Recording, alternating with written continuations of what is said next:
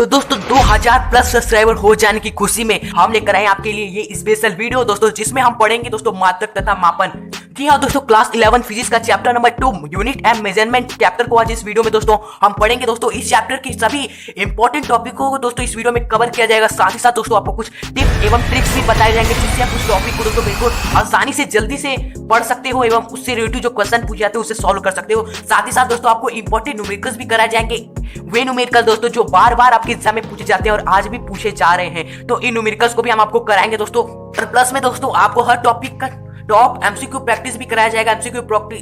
MCQs objective question जो exam में 1-2 number के आते हैं इस चैप्टर से जितने भी बने हैं वो सभी एमसीक्यूज कराएंगे दोस्तों। और साथ ही साथ दोस्तों जो हम आपको पढ़ाएंगे उसका नोट्स भी आपको प्रोवाइड किया जाएगा। वो नोट्स आपको कैसे मिलेगा इस वीडियो के दौरान आपको बता दिया जाएगा।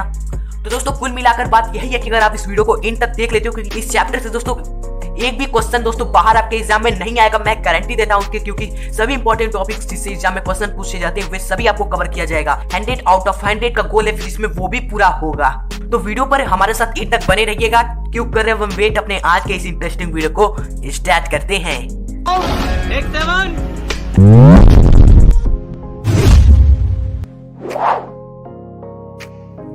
तो दोस्तों वीडियो आगे बढ़ाने से पहले सर्वप्रथम आपको बता देते कि इस वीडियो में हम किस किस टॉपिक को पढ़ेंगे और क्या क्या पढ़ेंगे उसके बारे में। तो सर्वप्रथम तो इस चैप्टर में कुछ बेसिक चीजें बताई गई हैं फिजिक्स के रिलेटेड, जो कितने लोगों को पता है और उससे दोस्तों एग्जाम में क्वेश्चन भी नहीं आते, लेकिन बेसिक में भी जो इंपॉर्टेंट है जिससे क्वेश्चन बन सकते हैं, पॉसिबिलिटी है क्वेश्चन आने के उस बेसिक्स में से। तो वो सभी इंपॉर्टेंट चीजें हम आपको बताएंगे कि क्या क्या क्वेश्चन आ सकता है और क्या क्या क्वेश्चन पूछा गया है। उसके बाद दोस्तों हम स्टार्ट करेंगे त्रुटियां क्या होती है, त्रुटियों को पढ़ेंगे अच्छे से, त्रुटि परिषद समझेंगे क्या होता है, कैसे निकाला जाता है, अल्पतमांक क्या होता है, ये कैसे निकाला जाता है। और दोस्तों त्रुटि परिषद से संबंधित 3-4 टाइप दोस्तों आपके न्यूमेरिकल एग्जाम में कई बार पूछे गए हैं और गारंटेड दोस्तों इस टॉपिक से त्रुटि प्रतिशत से दोस्तों न्यूमेरिकल आते ही हैं। तो कई सारे न्यूमेरिकल्स हम दोस्तों इस टॉपिक से करेंगे, जो सारे जितने भी टाइप के इस टॉपिक से रिलेटेड दोस्तों न्यूमेरिकल बनते हैं आप उसे चुटकियों में सॉल्व कर लोगे अगर आप इस वीडियो को पूरा देखते हो। त्रुटि परिषद संबंधित जो हम आपको बताते हैं कॉन्सेप्ट उसे समझते हो, क्योंकि जो हम कॉन्सेप्ट बताएंगे त्रुटि परिषद से संबंधित वो आपको किसी बुक में नहीं मिलेगा। उसके बाद जब त्रुटि परिषद के सभी न्यूमेरिकल्स उसके बाद त्रुटि परिषद को पढ़ने के बाद न्यूमेरिकल्स लगाने के बाद सभी इंपॉर्टेंट, फिर उसके बाद दोस्तों स्टार्ट करेंगे हम वीमी विश्लेषण। वीमी विश्लेषण क्या होता है, वीमी सूत्र कैसे निकाला जाता है किसी भी भौतिक राशि का दोस्तों। मात्र 2 से 3 सेकंड के अंदर वीमी सूत्र आप निकालना सीखोगे। हम ट्रिक आपको बताएंगे, वीडियो पे बने रहना। फिर उसके बाद दोस्तों वीमी सूत्र द्वारा सूत्र की कैसी स्थापना की जाती है, इससे रिलेटेड न्यूमेरिकल्स आते हैं। और एक और टाइप का वीमी सूत्र संबंधित न्यूमेरिकल्स पूछा गया है आपके एग्जाम में और आते हैं। तो समझ लीजिए वीमी सूत्र एवं त्रुटि विश्लेषण ये दोनों इंपॉर्टेंट टॉपिक और इस वीडियो में अच्छे से हम कवर करेंगे, सभी इंपॉर्टेंट न्यूमेरिकल्स कराएंगे आपको और एमसीक्यू तो बीच में आते रहेंगे। तो चलिए दोस्तों कि हमने आपको बता दिया इस पूरे वीडियो का ओवरव्यू। अब इस वीडियो को स्टार्ट करते हैं और सभी टॉपिकों को बारी बारी कर पढ़ते हैं। और हाँ आगे बढ़ने से पहले यही रिक्वेस्ट है कि वीडियो को एक लाइक जरूर कर दीजिएगा, ताकि आपको भी पता है हम इतनी मेहनत करते हैं। अगर आप लाइक करेंगे तो हमें आपसे मोटिवेशन मिलेगा, जिससे हम ऐसे और भी वीडियोस बना पाएंगे आपके लिए। दोस्तों आपकी चैप्टर नंबर 2 मात्रक तथा मापन में जो बेसिक चीजें हैं वो हम आपको यहाँ पर बता देते हैं। दोस्तों सबसे पहला दोस्तों है हमारी मूल राशियां। तो मूल राशियां दोस्तों हमारी 7 प्रकार की होती है। कितनी प्रकार की होती है? 7 प्रकार की। और उन सभी मूल राशियों को दोस्तों आपको याद कर लेना है। 7 मूल राशियां हैं, आपको कुछ याद होंगी, बस कुछ ही आपको याद कर लेनी है। इन मूल राशियों को कितनी होती है? 7 होती है। जैसे पहला आप देख सकते हैं यहाँ लंबाई, दूसरा है मूल राशि द्रव्यमान, तीसरा है समय, उसके बाद विद्युत धारा, ऊष्मा, गति की ताप, पदार्थ की मात्रा। तो ये प्रश्न बच सकते हैं आपके एग्जाम में। और ये आपका एक नीचे है ज्योति तीव्रता। तो कुल मिलाकर 7 है, तो इन्हें आपको अच्छे से याद कर लेना है। फिर उसके बाद आगे बढ़ते हैं मूल राशियों के बाद दोस्तों हमारा आपको व्युत्पन्न राशियां दोस्तों याद कर लेनी है। मूल राशियों के बाद व्युत्पन्न राशियां दोस्तों बहुत ही आसान है। नाम देखिए क्या है, व्युत्पन्न। व्युत्पन्न से क्या अर्थ, क्या एक नया शब्द में प्राप्त होता है? उत्पन्न राशियां। इसे आप इस तरह भी पढ़ सकते हो दोस्तों। इसका नाम सुनकर आपको यही याद आएगा, व्युत्पन्न मतलब उत्पन्न राशियां, वे राशियां जो उत्पन्न होती है। अब ये राशियां कैसे उत्पन्न होगी? मूल राशियों की सहायता से ही ना उत्पन्न होंगी, क्योंकि सबसे पहले तो राशियां हमारी कौन सी है? मूल राशियां है। तो वे राशियां जो मूल राशियों से व्युत्पन्न होती है या उत्पन्न होती है उनकी सहायता से प्राप्त करते हैं, उसे व्युत्पन्न राशियां कहते हैं। जैसे बल हो गया, कार्य हो गया, वेग हो गया, दाब हो गया, ये सभी क्या है दोस्तों हमारी व्युत्पन्न राशियां है। क्योंकि आप देख लीजिए यहाँ पर वेग को उठा लीजिए, तो वेग का फॉर्मूला क्या होता है दोस्तों? विस्थापन बटा समय। तो क्या दोस्तों यहाँ पर आपको समय मूल राशि देखने को नहीं मिल रहा है? और जब यहाँ पर समय ही नहीं रहेगा, मूल राशि समय नहीं होगा, तो क्या वेग का फॉर्मूला हमें कभी प्राप्त होगा? क्या वेग हमें प्राप्त होगा? नहीं प्राप्त होगा। यहाँ पर साफ साफ हमें दिख रहा है समय हमारी क्या है, एक मूल राशि है और इसी के सहायता से हमें वेग मिला है। तो ये क्या है? व्युत्पन्न राशि होगी। इसी तरह दोस्तों कई सारी आपने देखी होगी राशियां जो व्युत्पन्न राशि होती हैं और उन्हें उनमें मूल राशियां होती है जिनकी सहायता से प्राप्त किया जाता है। फिर उसके बाद दोस्तों पूरक राशि आपको याद कर लेनी है, ये दो ही होती है, रेडियन एवं स्टेरेडियन। ये इनको दोनों के नाम याद रखने बहुत इंपॉर्टेंट है। आपके एग्जाम में 1-2 नंबर का डायरेक्ट क्वेश्चन आ सकता है कि दो पूरक राशियों के नाम बताइए। जो भी पूरक राशि है उनके नाम बताइए। पहला एक रेडियन है, दूसरा स्टेरेडियन। ओके, फिर उसके बाद दोस्तों लंबाई के मापन, द्रव्यमान के मापन, समय के मापन, ये सभी बेसिक चीजें बताई गई हैं कि कैसे मापा जाता है। तो उससे जो क्वेश्चन बच सकता है आपके एग्जाम में, आप उसे पढ़ लीजिएगा। बेसिक चीजें हैं, बहुत आसान है। पहला है लंबाई के मापन में कई सारी राशियां बताई गई है लंबाई के मापन के लिए। तो आपको सिंपली एक प्रश्न याद रखना है कि लंबाई मापन की सबसे बड़ी इकाई क्या होती है? पारसेक होती है। लंबाई मापन की सबसे बड़ी इकाई हमारी कौन सी होती है? पारसेक होती है। और आपको बता दें, एक पारसेक बराबर होता है 3.26 प्रकाश वर्ष। ये आपको याद रखना है। प्रकाश वर्ष क्या होता है? एक प्रकाश के द्वारा एक वर्ष में चली गई दूरी हमारी एक प्रकाश वर्ष होती है। यानी 3.26 प्रकाश वर्ष हमारा क्या होगा? एक पारसेक के बराबर होगा। ओके दोस्तों, फिर उसके बाद समय के मापन में एक आपको प्रश्न याद रख लेना है कि समय का सही एवं सटीक बताने वाली घड़ी कौन सी होती है? दोस्तों परमाणु घड़ी होती है। यही हमारी घड़ी बिल्कुल सही समय बताती है, एकदम सटीक समय बताती है। 1 सेकंड का भी फर्क नहीं होता है दोस्तों। बाकी सभी घरेलू घड़ियों में दोस्तों 1 या 2 महीने बाद आप देखेंगे कि उसमें 2 सेकंड, 3 सेकंड या 1 मिनट तक का भी फर्क हो जाता है उसमें आगे पीछे। तो ये परमाणु घड़ी बिल्कुल सही समय बताती है। तो ये बेसिक चीजें हमने आपको बता दी जिससे प्रश्न आ सकते हैं। तो दोस्तों अब आ गया है क्विज टाइम। हम देखने जा रहे हैं कुछ 2-3 क्विज दोस्तों, जो अभी हमने टॉपिक पढ़ा उसी से रिलेटेड होंगे ये सारी क्विज, जिससे दोस्तों हमारे टॉपिक का रिवीजन भी होगा साथ ही साथ। और दोस्तों अगर आपने अभी तक दोस्तों सब्सक्राइब वाले बटन पर क्लिक नहीं किया है तो अभी जाकर सब्सक्राइब कर लिया। अगर वीडियो को लाइक नहीं ठोका है तो लाइक ठोक दे, क्योंकि एक ही वीडियो में दोस्तों हम आपके फुल चैप्टर के सभी इंपॉर्टेंट चीजें आपको प्रोवाइड कर रहे हैं। और अगर फिर भी कोई प्रॉब्लम हो, कोई दिक्कत हो किसी क्वेश्चन में, तो आप हमारे इंस्टाग्राम दोस्तों प्रोफाइल एजुकेशन सत्र में जाकर हमें पूछ सकते हैं। हम उसका आंसर आपको देने की कोशिश करेंगे। तो आइए देख लेते हैं वो क्विज। सबसे पहला क्विज आपके सामने। क्विज नंबर 1 है, क्वेश्चन नंबर 1 एमसीक्यूज नंबर 1 की लंबाई मापन की सबसे बड़ी इकाई है। तो लंबाई मापन की सबसे बड़ी इकाई क्या है? बता दीजिए। चारों ऑप्शन आपके सामने हैं। जी आपने बिल्कुल सही कहा। ऑप्शन नंबर 3 पारसेक हमारी क्या है? लंबाई मापन की सबसे बड़ी इकाई है, हमें पता है। क्विज नंबर 2 एमसीक्यू नंबर 2 आपके सामने। इसका आंसर जल्द से दीजिए दोस्तों। कौन सी भौतिक राशि मूल राशि नहीं है? यानी कि मूल राशि हमें पता है 7 होती है, उनका नाम भी आपको पता होगा, मैं वीडियो की स्टार्टिंग में बताया। तो हमें बताना है कि 4 ऑप्शन में से कौन सी जो राशि है वो मूल राशि में नहीं आती है। तो जी हाँ आपने बिल्कुल सही कहा। ऑप्शन नंबर 2 वेग। वेग हमारी क्या है दोस्तों? मूल राशि नहीं है, ये विपूर्ण राशि है, क्योंकि इसे मूल राशि की सहायता से ही प्राप्त किया जाता है। बिल्कुल सही आपने जवाब दिया। उसके बाद दोस्तों तीसरा एमसीक्यू है कि पूरक राशियों की संख्या होती है। बताना है कि पूरक राशियां कितनी होती है, कितने प्रकार की होती है। तो आप बता दिए होंगे इसका आंसर। ऑप्शन नंबर 2 का ही 2 हमारा आंसर है दोस्तों। पूरक राशि 2 होती है, पहला स्टेडियन, दूसरा स्टेरेडियन। अब आइए दोस्तों जो टॉपिक पढ़ रहे थे उस टॉपिक को आगे कंटिन्यू करते हैं। अब उसके बाद चलते हैं मोस्ट इंपॉर्टेंट पॉपुलर टॉपिक जिससे एग्जाम में प्रश्न तक कभी बंद नहीं होते, त्रुटि विश्लेषण। जिसमें सबसे पहले हम देख लेते कि त्रुटि किसे कहते हैं, ये समझ लेते हैं। अब त्रुटि नाम से आप शब्द का अर्थ निकाल सकते हो। त्रुटि का मतलब होता है गलती। अब भौतिक विज्ञान में हम गलती कहाँ करेंगे? किसी वस्तु के मापन में ही तो गलती होगी। किसी वस्तु का माप करेंगे, उसमें थोड़ा ज्यादा बता देंगे या थोड़ा कम निकल कर आएगा हमारा आंसर सही उत्तर से, तो जो हम गलती करेंगे वही हमारी त्रुटि हो जाएगी। तो इसे परिभाषा में हम देख लें कि किसी मापक यंत्र द्वारा ली गई माप की अनिश्चितता को त्रुटि कहते हैं। अनिश्चितता यानी कि उसकी माप में ऊपर नीचे हो जाना है, निश्चित नहीं है कि हमारा सही है, थोड़ा बहुत ऊपर नीचे हो जाना, वही गलती हमारी किसे क्या कह देते हैं? उसे त्रुटि कह देते हैं। और मापक यंत्र द्वारा ही मापते हैं हम किसी भी वस्तु को या गुटके को। तो जैसा कि उदाहरण ले लेते हैं, आपको अच्छे से क्लियर हो कि उदाहरण है कि किसी गुटके की लंबाई 5.9 मीटर है। यानी कि कोई गुटका है दोस्तों, मान लीजिए ये कोई गुटका है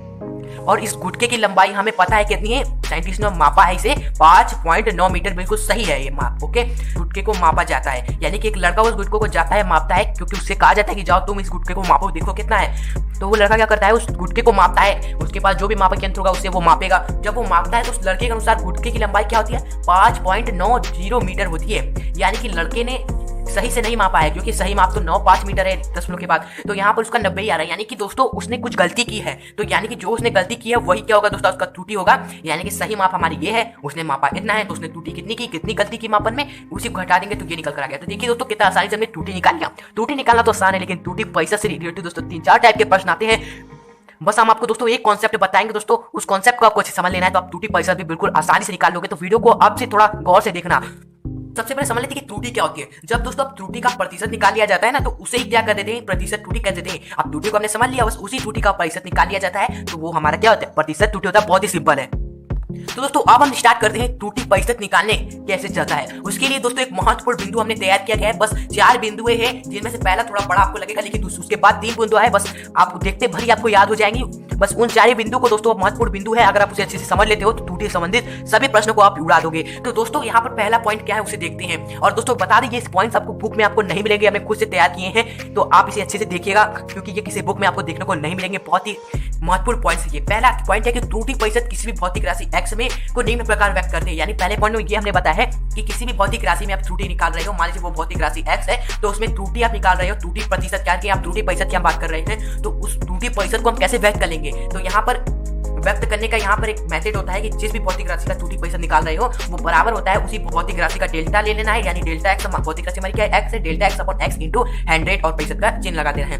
तो यहाँ से आप देख के बता सकते हो कि ये जो बटे में एक्स है, एक्स हमारा क्या है दोस्तों, उस भौतिक राशि, वो भौतिक राशि है, उस भौतिक राशि का हमारा क्या है मान है। और यहाँ पर जो डेल्टा एक्स है दोस्तों हमारी त्रुटि है। ओके, अब ये ब्रैकेट में जो लिखा है ना यही बहुत इंपॉर्टेंट है, आपको अच्छे से पढ़ना है। ब्रैकेट में क्या है, अगर किसी प्रश्न में त्रुटि कितनी है ना हो तो उस त्रुटि को अल्पतमांक मान लेना है दोस्तों। आपको लगभग दोस्तों आपको सभी न्यूमेरिकल्स में त्रुटि नहीं दिया होगा, यानी कि डेल्टा एक्स का मान आपको नहीं दिया होगा, तो उस स्थिति में आपको क्या करना है कि उस त्रुटि को यानी डेल्टा एक्स को आपको क्या मान लेना है, अल्पतमांक मान लेना है। अब आपके माइंड में प्रश्न उठाऊंगा कि ये अल्पतमांक मान लेना है, ये तो ठीक है, मैं त्रुटि नहीं दिया होगा, लेकिन ये अल्पतमांक होता क्या है, तो बहुत ही आसान है। ये अल्पतमांक क्या होता है उसे अच्छे से समझ लेते हैं यहीं पर।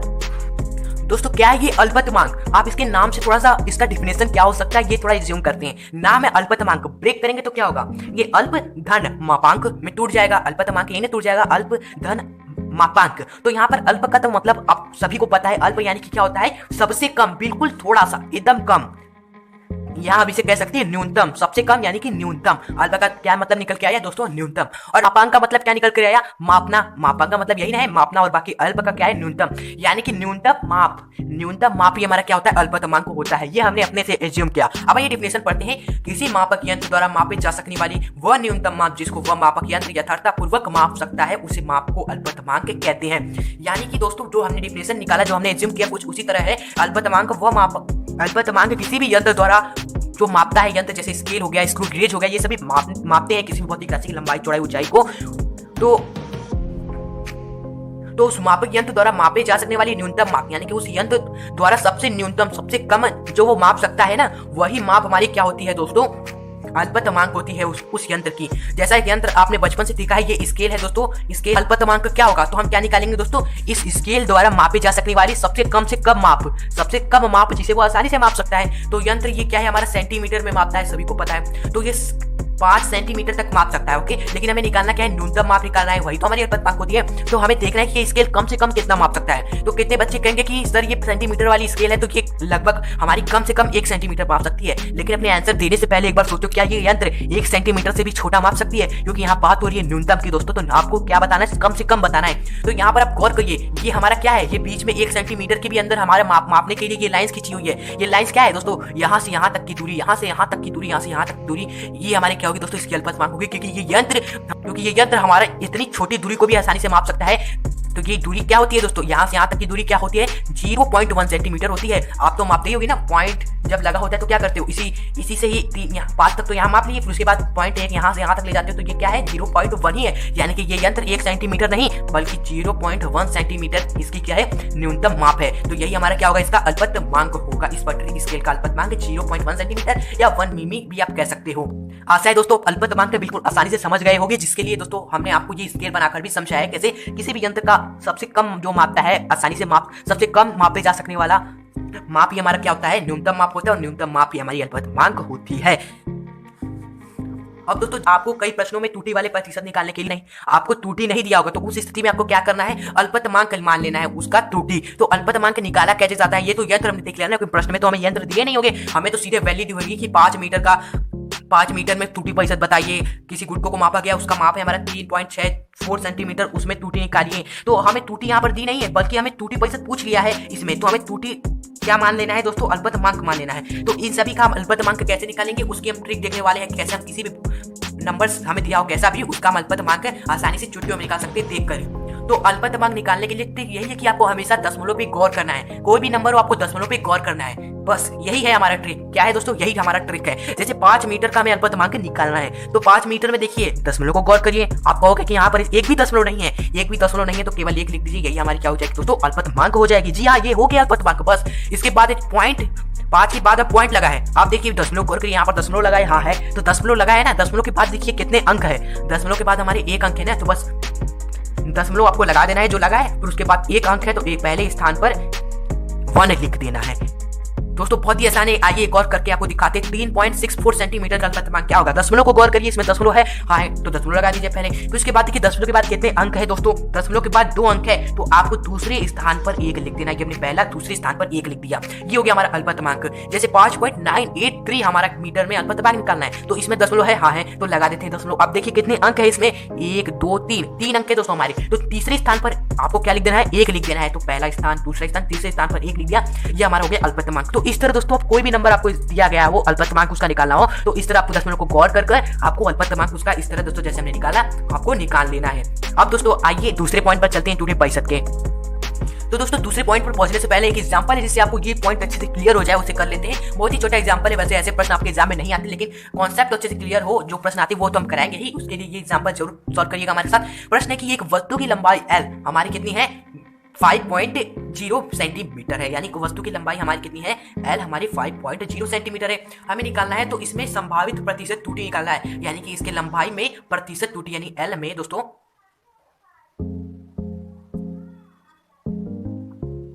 तो हमें पता है किसी भौतिक राशि में अगर त्रुटि प्रतिशत निकालनी है तो त्रुटि प्रतिशत क्या होती है, उसी का डेल्टा लेना है, delta L upon L into 100, और प्रतिशत निकालना है तो साइन प्रतिशत का लगा देना है। तो यहाँ पर हमें क्या पता है, L की वैल्यू पता है 5.0 सेंटीमीटर। अब हमें निकालना क्या पड़ेगा, डेल्टा L निकालना पड़ेगा। डेल्टा L तो हमें दिया नहीं है, त्रुटि हमें दिया नहीं है इसमें कितना है, तो हमें डेल्टा L का क्या मान लेना है, अल्पतमांक मान लेना है। तो अल्पतमांक चलिए यहाँ पर निकाल लेते हैं। डेल्टा L हमारा क्या होगा दोस्तों, आपको क्या करना है, इसके मांग तो अल्पतमांक निकालने के लिए सिंपली हमें ट्रिक बताइए, दशमलव को गौर करिए नंबर की। तो यहाँ पर 5.0 है हमारा, तो इसमें पॉइंट हमारा है, तो दशमलव आपको लगा देना है। अल्पतमांक निकालने के लिए कितने अंक है, दशमलव के बाद 1 अंक है, तो पहले स्थान पर 1 लिख देना है। तो ये हमारा क्या हो गया, डेल्टा L का मान होगा, यानी यही हमारा अल्पतमांक त्रुटि हो गया। बस वैल्यू रख दीजिए, आंसर आ जाएगा आपका। तो यहाँ पर 0.1 अपॉन हमारा L का वैल्यू क्या है 5.0 इंटू 100 करेंगे दोस्तों। दशमलव के बाद 1 अंक, दशमलव के बाद 1 अंक, तो दशमलव हट जाएंगे, ये हमारा क्या बचेगा, केवल 50 बचेगा। तो 50 से ये 100 जाएगा 2 बार में, 2 का गुणा होगा 1 में, क्या होगा 2% निकल कर आएगा दोस्तों आपका त्रुटि प्रतिशत, संभावित प्रतिशत त्रुटि एक वस्तु की लंबाई इतना के मापन में। तो ये हो गया दोस्तों इस प्रश्न का उत्तर, कैसे हमने इस प्रश्न को सॉल्व किया, आशा है आपको अच्छे समझ में आ गया है। अब आइए दूसरे पॉइंट को देखते हैं। आप पॉइंट बहुत ही इजी है दोस्तों।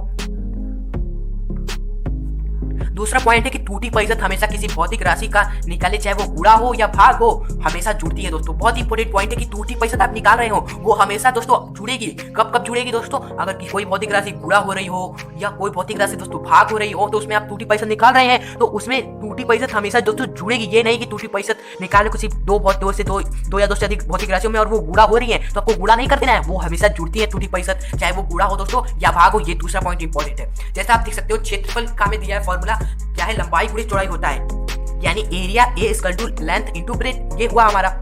तो हमें क्षेत्रफल में प्रतिशत त्रुटि निकालनी हो, यानी कि एरिया में प्रतिशत त्रुटि, A में प्रतिशत त्रुटि, तो delta A upon A into 100% होगा हमारा, और इसमें हो जाए, और ये बराबर किसके होगा, इस लंबाई में प्रतिशत त्रुटि इंटू ब्रेथ में प्रतिशत त्रुटि के बराबर होगा। तो लंबाई में प्रतिशत त्रुटि क्या होगी हमारी, delta L upon L into 100%, और यहाँ पर चौड़ाई में प्रतिशत त्रुटि क्या होगी, delta B upon B into 100%। Okay दोस्तों, अब यहाँ पर गौर करने वाली बात है, ये दो भौतिक राशियां दोस्तों गुणा हो रही है, तो क्या हम इसे गुणा कर देंगे, नहीं दोस्तों। हमने यही तो पॉइंट में बताया कि त्रुटि प्रतिशत चाहे वो गुणा हो किसी भी भौतिक राशि में या तो भाग हो, त्रुटि प्रतिशत आप निकालने हो तो वो हमेशा क्या होगी दोस्तों, जुड़ती है, यानी से गुणा भी हो रही है तभी हम इसे क्या कर देंगे, जोड़ देंगे। ओके, ये जुड़ जाएगी, फिर आपका आंसर निकल कर आ जाएगा मान रखने पर। ओके, उसके बाद दूसरा है, अगर भाग हो रही हो तो भी जुड़ेगी। आइए दिखा देते हैं एक उदाहरण, जैसे वेग यानी कि V बराबर हमारा क्या है, विस्थापन इंटू समय, विस्थापन S इंटू समय का T। ओके, तो विस्थापन में प्रतिशत त्रुटि क्या होगा, delta V upon V into 100 होगा, और ये प्रतिशत बराबर किसके होगा दोस्तों, इस विस्थापन में प्रतिशत त्रुटि,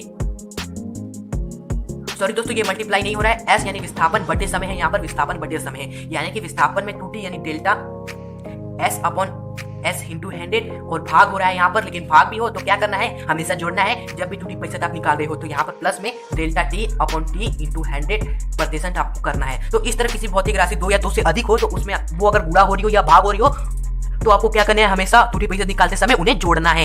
ये है दूसरा पॉइंट। उसके बाद तीसरा पॉइंट देखते हैं क्या है, किसी भौतिक राशि में त्रुटि प्रतिशत निकालना है और उस राशि पर कोई घात है तो वह घात को बाहर गुणा में ले लेना है। इसमें कहा क्या गया है कि अगर कोई भौतिक राशि में आप त्रुटि प्रतिशत निकाल रहे हैं और उस भौतिक राशि पर कोई घात है, घात यानी कि उसके कोई भौतिक राशि मान लीजिए A है, उसकी पावर है कुछ हमने लगा दी क्यूब है, तो इसमें प्रतिशत त्रुटि हमारा किसका होता है दोस्तों, आयतन यानी घन के आयतन का फॉर्मूला होता है। घन का आयतन v बराबर a का क्यूब। तो इसमें हम पैसे त्रुटि निकालेंगे, तो इसमें देखिए इस भौतिक राशि पर पैसे त्रुटि निकालना है, तो इसमें तो हमारी पावर दी हुई है, खाद दी हुई है, तो खाद के लिए हम क्या करेंगे, तो वही पॉइंट हमने बताया, अगर किसी भौतिक राशि में त्रुटि पैसा निकाल रहे हैं और उस राशि पर दोस्तों आपको घात दिखता है, कोई पावर है, तो वह पावर वो घात हमारी क्या हो जाती है, बाहर गुणा में आपको ले लेना है, वो बाहर आ जाती है। जैसे v में यानी घन के आयतन पैसे त्रुटि हमारा क्या होगा, delta v upon v into 100%, ये बराबर होगा हमारे इस वाले भौतिक राशि में पैसे त्रुटि के, तो इसमें पावर है, तो पावर आपको बाहर लेना है, त्रुटि पैसा निकाल रहे हो, क्या delta a upon a into 100% आपका क्या होगा दोस्तों, आंसर हो जाएगा। बस मान रखेंगे, आंसर निकाल ही लेंगे।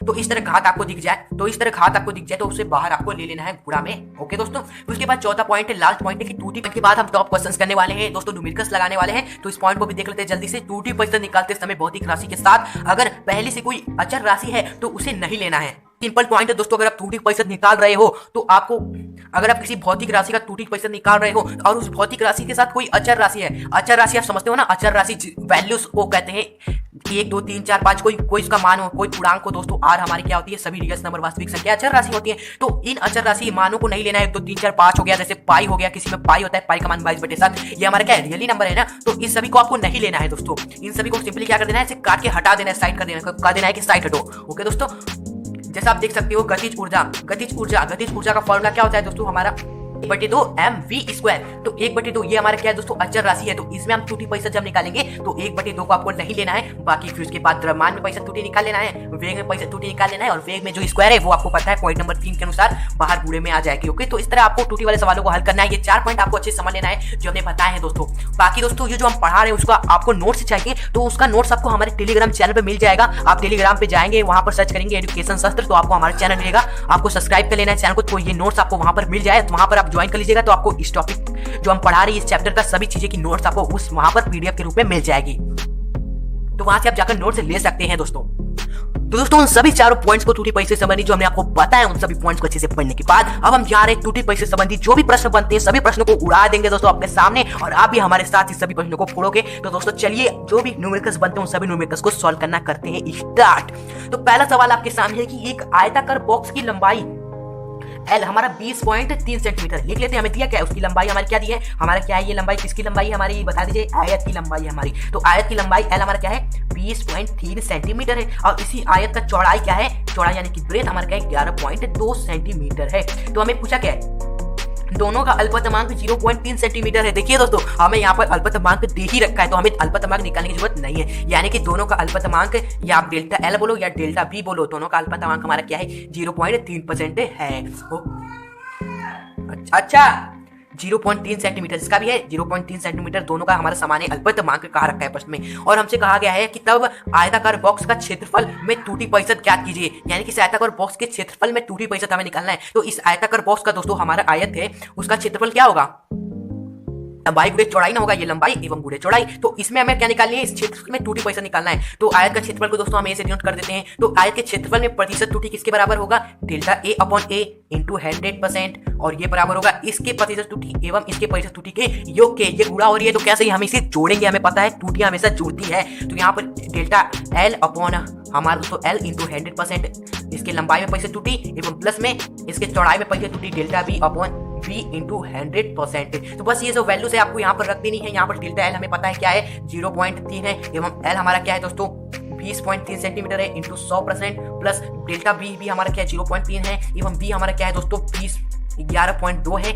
इंटू 100%। तो बस इसे आपको सॉल्व कर लेना है। यहाँ पर तो यहाँ पर देखिए दशमलव के बाद एक अंक, यहाँ पर भी दशमलव के बाद एक अंक है, तो जब दशमलव के बाद समान अंक होते हैं दशमलव सिंपली कट जाता है, यहाँ पर भी उसी तरह दशमलव कट जाएगा। तो बचेगा गुणा हो जाएगा 100 में 300/203, प्लस में यहाँ पर 3 का गुणा हो जाएगा 100 में 300/112। हमने तो दशमलव तो काट दिया ना नीचे नीचे, तो यही होगा, बस इसे आपको डिवाइड करके जोड़ देना है।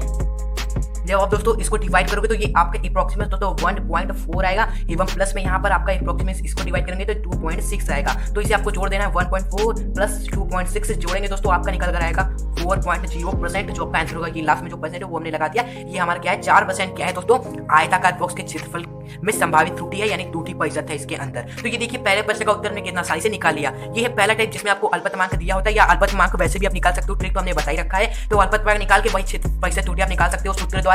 बस आपको यही याद रखना है कि त्रुटियां हमेशा जुड़ेंगी, चाहे गुणा हो या भागो, बस वही मान आप रख देंगे दोस्तों, आपका आंसर आ जाएगा। उसके बाद दोस्तों आपके सामने 2D पॉइंट से संबंधित टाइप नंबर 2, जिसमें आपको प्रतिशत आपको डायरेक्ट दिया होता है। तो जब दिया होगा ना तो समझ लीजिए कि बहुत ही हलवा प्रश्न है, क्योंकि प्रतिशत त्रुटि निकालने में ही थोड़ा कैलकुलेशन होता है। अगर प्रतिशत त्रुटि आपको दे ही रखा है तो आपके लिए प्रश्न तो और ही आसान हो गया, आपको निकालना ही नहीं पड़ेगा। तो बस उसी कॉन्सेप्ट के साथ सॉल्व करिएगा, देखिएगा कैसे आंसर हम इसका लेकर आते हैं आपके सामने। प्रश्न पढ़ते हैं कि एक घन की भुजा में प्रश्न है कि घन की भुजा के मापन में त्रुटि प्रतिशत 6% की है, यानी कि घन की भुजा मापन में त्रुटि क्या है, 6% की। इसे लिख लेते हैं यहाँ पर।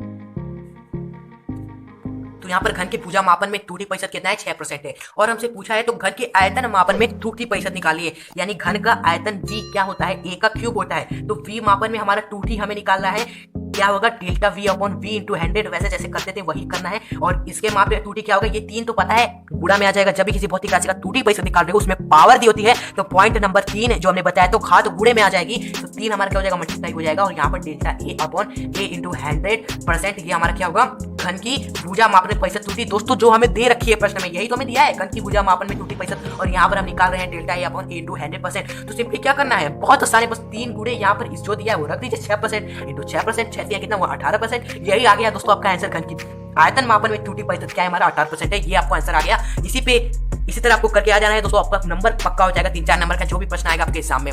उसके बाद दोस्तों तीसरा प्रश्न करते हैं कि एक पिंड की द्रव्यमान तथा वेग मापन में त्रुटि। तो तीसरा प्रश्न है आपके सामने, एक पिंड के द्रव्यमान तथा वेग के मापन में त्रुटि क्रमशः 2% व 3% है। पिंड की गतिज ऊर्जा के मापन में अधिकतम त्रुटि प्रतिशत होगी, क्या होगी ये हमें बताना है। तो जो हमें दिया है वो हमने लिख दिया है। हमें दिया है कि पिंड का द्रव्यमान मापा गया, उसमें त्रुटि प्रतिशत कितना है, हमारा 2% है। और हमारा वेग मापा गया, उसमें प्रतिशत त्रुटि कितना है दोस्तों, 3% है। और हमें पूछा क्या है, हमें निकालना है गतिज ऊर्जा के मापन में अधिकतम प्रतिशत त्रुटि निकालना है। ओके, तो गतिज ऊर्जा का सूत्र आपको पता होना चाहिए, 1/2 mv², और ये सूत्र वीडियो के दौरान हमें आपको बताया था। तो बस इसी का रखते हैं, गतिज ऊर्जा को इसे डिनोट करते हैं ऊर्जा एनर्जी ई। तो इसमें प्रतिशत त्रुटि क्या होगा, delta E upon E into 100%। और यहाँ पर त्रुटि प्रतिशत निकालते हैं। तो पॉइंट नंबर 4 के अनुसार हम क्या करते हैं, अचर राशियों को नहीं लेते, उन्हें काट देते हैं। तो हमें बचेगा क्या दोस्तों, mv², बस इसी का त्रुटि प्रतिशत निकालना है, mv² ही निकाल रहा है। तो यहाँ पर m में प्रतिशत त्रुटि हमें दी हुई है, क्या दिया हुआ है, 2%। तो सिंपली 2% यहाँ पर रख दीजिए, आपको इस तरह लिखने की जरूरत नहीं है, डायरेक्ट आप कर सकते हैं। और दूसरा का वेग में प्रतिशत त्रुटि 3% की है। ओके, या क्या नहीं दोस्तों, ये क्या कर रहे हैं, मल्टीप्लाई तो बिल्कुल भी नहीं होगा। त्रुटि प्रतिशत जब भी निकाला जाता है तो वो गुणा कभी नहीं होता, वो हमेशा जुड़ता है, यानी 2 को गुणा नहीं करेंगे। वेग के प्रतिशत त्रुटि 3 से आपको जोड़ना है, यहाँ पे 2% है, इसमें त्रुटि प्रतिशत प्लस वेग में प्रतिशत त्रुटि कितना है, 3% की। ओके, तो यहाँ पर देखिए वेग का वर्ग हुआ है तो प्रतिशत त्रुटि निकाला जाता है, तो जब पावर होता है तो वो मल्टीप्लाई में आ जाता है। तो ये 3 इंटू 2 मल्टीप्लाई में हो जाएगा, तो बचेगा क्या, 2% प्लस 3 दूनी 6%, इसको जोड़ देंगे तो आपका क्या हो जाएगा, 8%, जो आपका आंसर हो जाएगा। गतिज ऊर्जा ई के मापन में हमारा प्रतिशत त्रुटि अधिकतम आ गया अंदर 8%। ओके दोस्तों, उसके बाद दोस्तों टाइप नंबर 3 में दोस्तों आपको क्या दिया होगा, सिंपली मान दिया होगा, वैल्यू दिया होगा। तो उसमें आपको पूछ दिया जाएगा प्रतिशत त्रुटि। तो जब वैल्यूज दी हो, और हमें इसमें दोस्तों त्रुटि भी दिया होता है, आपको अल्पतमांक नहीं मानना है, इसमें आपको त्रुटि दिया होगा। अब त्रुटि दिया तो होगा, वो कैसे पहचानेंगे क्या है इसमें त्रुटि, वो हम इस वीडियो में आपको यहाँ पर अभी बताएंगे। देखिएगा गौर से कि प्रश्न है कि एक आयताकार खेत की लंबाई हमें दी हुई है 200 ± 5 मीटर तथा चौड़ाई 50 ± 2 मीटर है। तो हमें खेत के क्षेत्रफल में क्या निकालना है, प्रतिशत त्रुटि निकालना है। तो हमें दिया क्या है, आयताकार खेत की लंबाई 200, क्या ये ±5 मीटर, ये हमारा क्या है दोस्तों, क्या ये भी आयताकार खेत की लंबाई का हिस्सा है। दोस्तों ये प्लस माइनस लिखने का अर्थ ये है कि जब लंबाई खेत का मापा गया 200 मीटर, तो उसमें मापन यंत्र में हमें 5 मीटर की हमें त्रुटि बताने लगा, यानी कि उसमें हमें त्रुटि दिखा कितना, 5 का। तो यही हमारा डेल्टा एल हमारा 5 हो जाएगा, क्योंकि प्लस माइनस का अर्थ यही है कि 200 में से 5 या ज्यादा है लंबाई या 5 कम है, यानी निश्चित नहीं अनिश्चित है। जब अनिश्चितता आती है तो वही तो त्रुटि आता है। तो त्रुटि हमारी क्या होगी, 5 मीटर की होगी, यही हमारी अनिश्चितता है। ओके दोस्तों, इसी तरह जब इसकी चौड़ाई मापी गई 50 मीटर, तो उसमें प्लस माइनस 2 मीटर क्यों लिखा गया, क्योंकि यही हमारी अनिश्चितता है कि चौड़ाई जब मापा गया तो उसमें 2 मीटर वो या तो ज्यादा है या तो कम है, यही हमें थोड़ा त्रुटि हमें लग रहा है। तो यही हमारी क्या होगी, त्रुटि होगी 2 मीटर की। ओके, तो ये हमें मालूम है, लंबाई भी ब्रेथ भी डेल्टा एल डेल्टा भी हमने निकाल दिया इस प्रश्न के थ्रू। बस हमें निकालना क्या है अब, आयताकार खेत का क्षेत्रफल का फॉर्मूला सभी को पता है, a बराबर लंबाई गुणे चौड़ाई। और इसी में हमें क्या निकालना है दोस्तों, खेत का क्षेत्रफल में प्रतिशत त्रुटि, इसी क्षेत्रफल में हमें प्रतिशत त्रुटि निकालना है। तो आयताकार खेत के क्षेत्रफल में प्रतिशत त्रुटि क्या होगा, ये होगा, एवं लंबाई हमारा क्या है दोस्तों, 200 मीटर है। और इस लंबाई में प्रतिशत त्रुटि क्या होगा, एल में क्या होगा, delta L upon L into 100%। और गुणा होगा तो क्या, ये गुणा हो रही है तो हम जोड़ेंगे त्रुटि प्रतिशत में, और लंबाई और यहाँ पर चौड़ाई यानी ब्रेथ में प्रतिशत त्रुटि क्या होगा दोस्तों, delta B upon B into 100%। तो बस इसी सब का वैल्यू इसमें पुट कर दीजिए, आपका आंसर आ जाएगा। डेल्टा एल हमारा क्या है, 5 है, और एल हमारा क्या है, 200 है।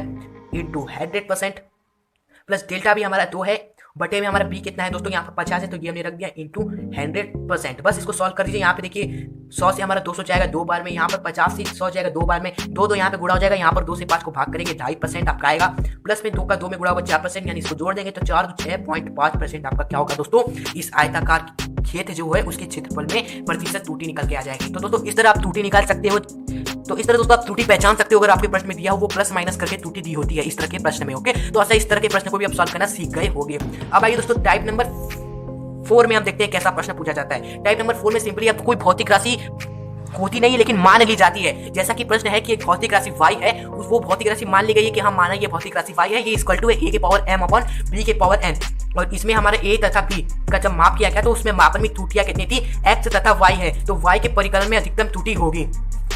तो यहाँ पर y का मान हमें सिंपली दिया है, कोई भौतिक राशि a के पावर m बटे b के पावर n। तो हमें निकालना क्या है कि y के परिकलन में अधिकतम त्रुटि क्या होगी। तो त्रुटि हमें निकालना है, तो सिंपली y में त्रुटि हमारा क्या होगा, y में बराबर क्या होगा, a में त्रुटि के पावर m। यहाँ पर मैं त्रुटि प्रतिशत नहीं पूछा इसलिए हम डेल्टा वाला काम नहीं कर रहे हैं, 100 से गुणा नहीं कर रहे हैं, समझ सकते हो आप। यहाँ पर बटे में क्या है, b में त्रुटि होगा हमारा।